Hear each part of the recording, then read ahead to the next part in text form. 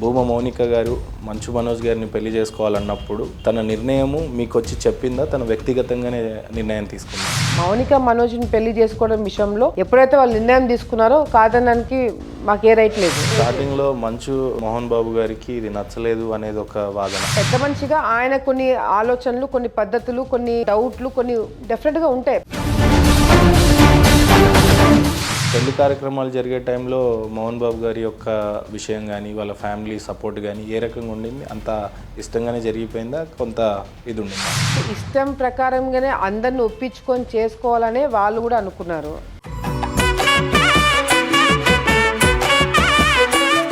మౌనిక గారు వన్స్ పెళ్లి చేసుకున్న తర్వాత మనోజ్ గారి విషయంలో కొంత కుటుంబ కలహాలు ఉండడం, మంచు మనోజ్ గారు పడుతున్న బాధలు కానీ ఇక్కడ సిస్టర్ ఇబ్బంది పడుతున్నట్టుగా కనిపిస్తూ ఉంది. వాళ్ళు తప్పని ఈమెకు చెప్పలేను, ఈమె తప్పని వాళ్ళకి చెప్పలేము.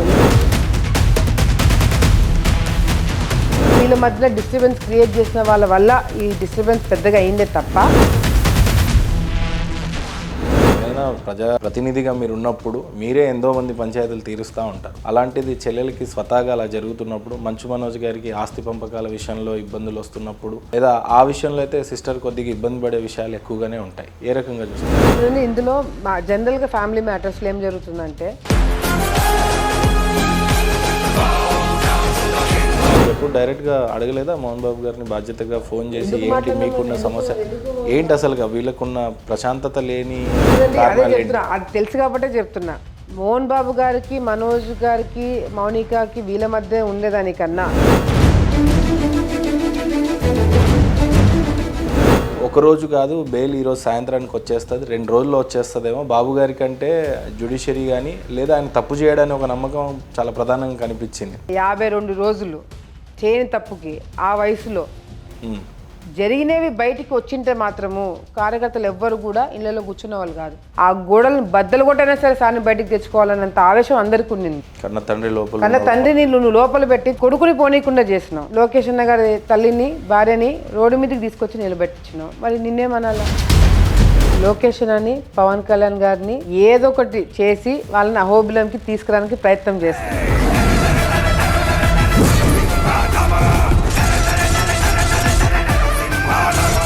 ఈ మధ్య మిమ్మల్ని కూడా చూస్తే పూజలు కానీ ఇవి కానీ ఎక్కువగానే చూస్తూ ఉన్నాం.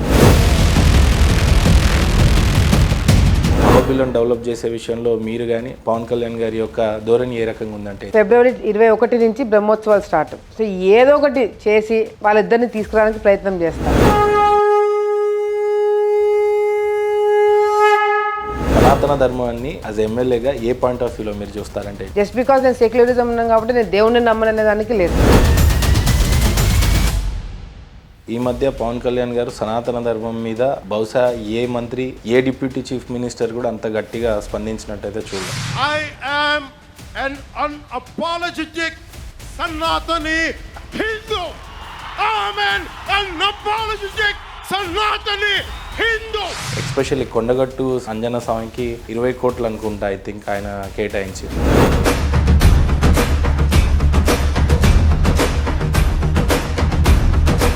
అహోబిలం అనేది మీ రాష్ట్రము, దట్టు సనాతన ధర్మం యొక్క హైందత్వం మీద ఆయన ఎక్కువగా మాట్లాడటం.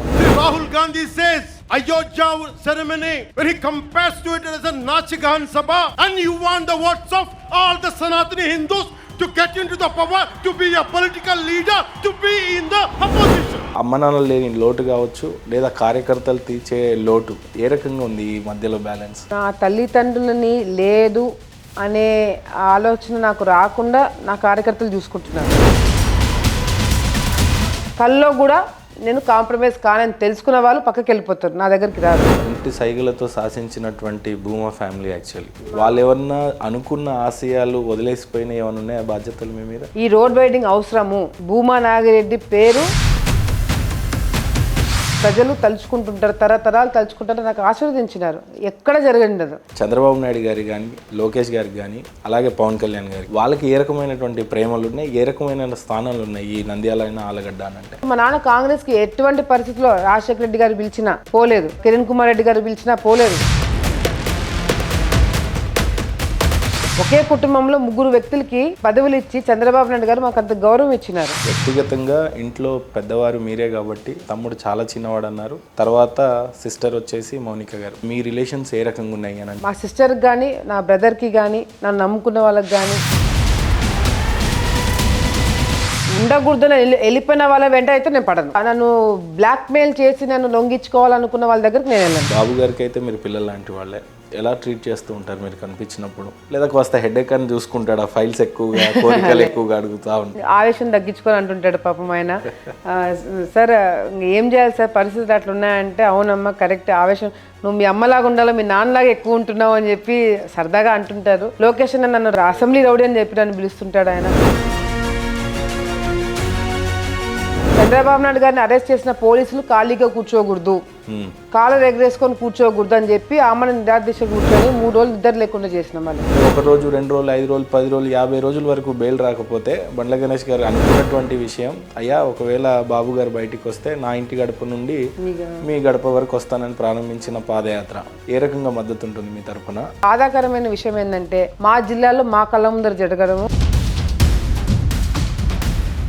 ఆ గోడలను బద్దలు కొట్టైనా సరే సార్ని బయటికి తెచ్చుకోవాలన్నంత ఆవేశం అందరికీ ఉండింది. కన్న తండ్రి లోపల, కన్న తండ్రిని నువ్వు లోపల పెట్టి కొడుకుని పోనీయకుండా చేసినావు. లోకేష్ అన్న గారి తల్లిని భార్యని రోడ్డు మీదకి తీసుకొచ్చి నిలబెట్టించినావు. మరి నిన్నేమనాలా?